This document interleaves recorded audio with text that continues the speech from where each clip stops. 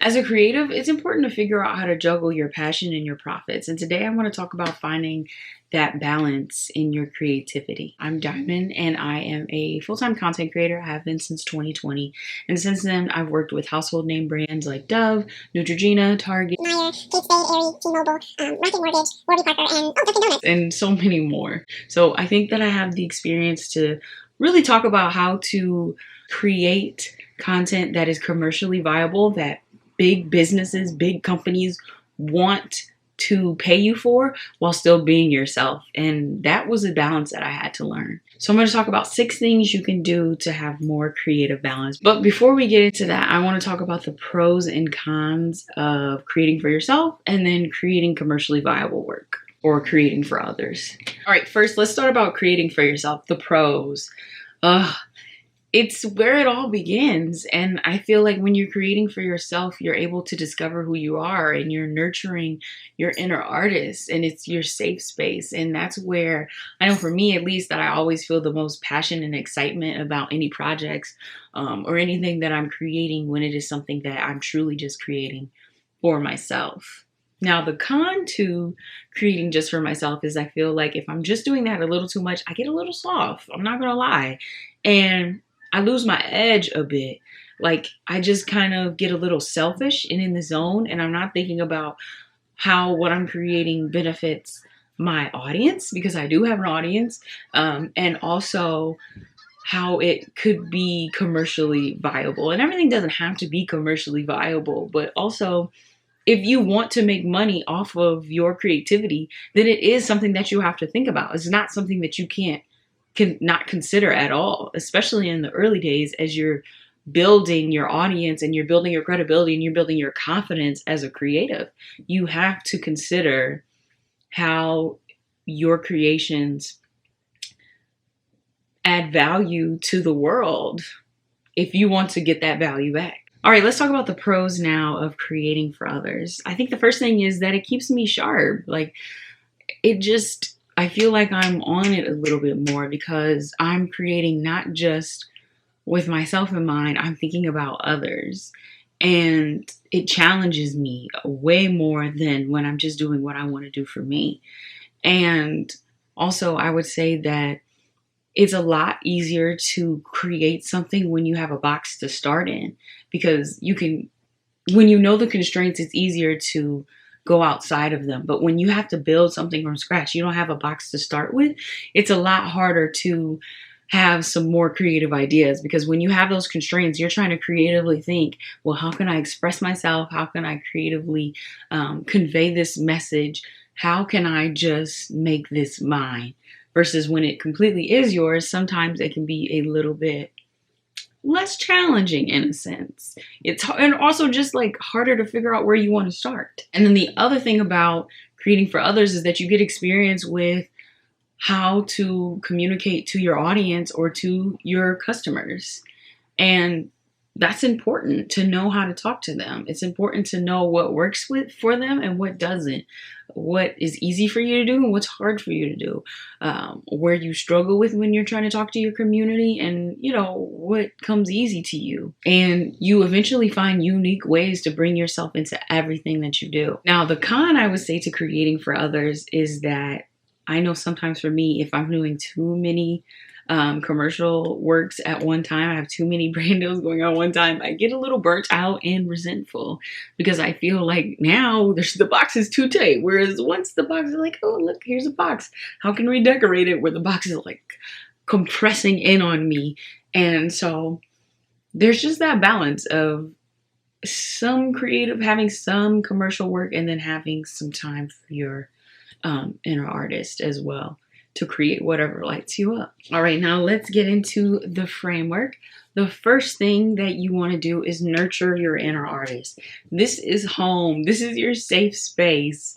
This is where you discover who you are and you get back. It's like a comeback to self. You nurture your inner artist. And also, when you're nurturing this inner artist, this is when you know what really matters to you, because this is what you're choosing to do, without anybody telling you to. This is just what you want to do. And so that's really important to always know what motivates you, what gets you excited. Next thing is you want to decide on your direction. And this isn't something that you have to stick with forever, but you want to have a guiding light. I remember seeing this video from Oprah on TikTok, and I know Oprah, but she was talking about the moment that she decided where she wanted to go, like she chose a direction. And I completely agree. Anytime I've chosen a direction, I immediately start making progress.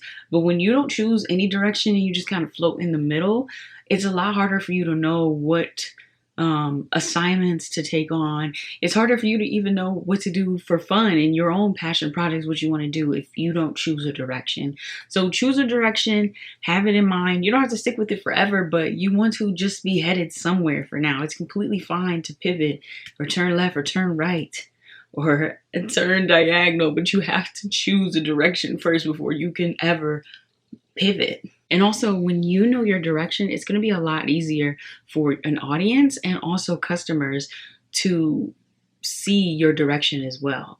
Because I do some influencer marketing stuff as well, and like scouting for local influencers as well, for some freelance work. But the thing that I sometimes come across is, I don't know the direction that this person's going. And it's one thing to have multiple niches and multiple interests, but there's still like this underlining direction that you should be going in life.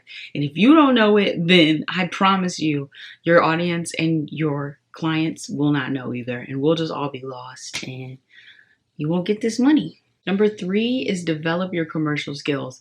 Take on those projects, those gigs, those freelance jobs, where you really have a chance to hone in on your skills that are going to be needed for life. So I'm talking about communication, strategy, negotiation, marketing, sales.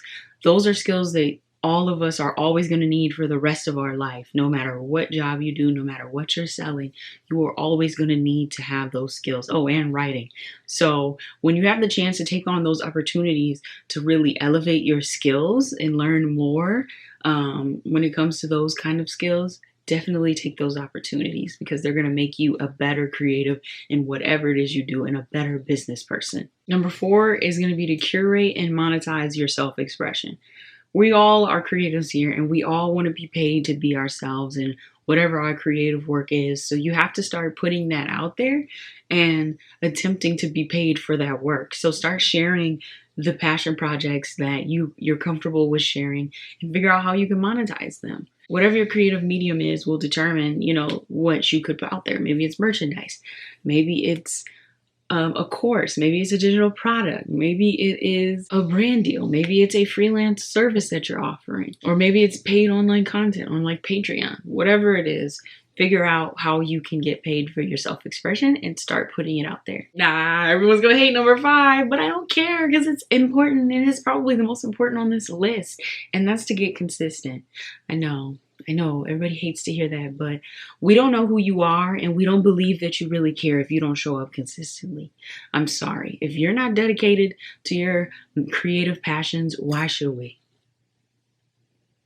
You don't care. Why should we care? You have to show up consistently. And I'm not talking here and there, whenever you feel like it. No.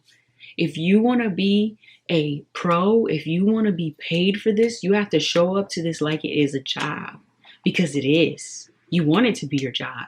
So you can't show up once a month and expect for people to want to give you money for this. They don't, because we don't trust you. We don't believe you're coming back. So get consistent. Number 6 is embrace multiple income streams. And I'm sure a lot of you have heard that are creatives, but I think it's very dangerous. It's very risky to put all of your eggs in one basket and only have one stream of income because it really limits your freedom. You're not going to be able to make the same kind of choices.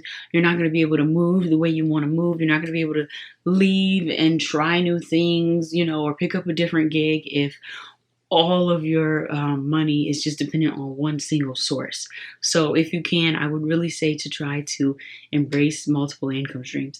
I think I have probably 5 or 6 income streams. I think that's how many I have. So definitely multiple income streams. So my camera's about to die, so I just want to quickly record this conclusion, but these are the steps that I've taken to help have a more balanced creative life, to balance my passion and profits and figure out how to get money from these brands, from these companies, while still being myself authentically. Oh my god, guys, one other thing I forgot to mention is that this video was already made into newsletter form for my Goddess Pages newsletter, so please sign up. It comes out on Fridays at 11:11, and if you want to read the full newsletter and see the graphics and stuff, you can click down below. Thanks for watching. Bye!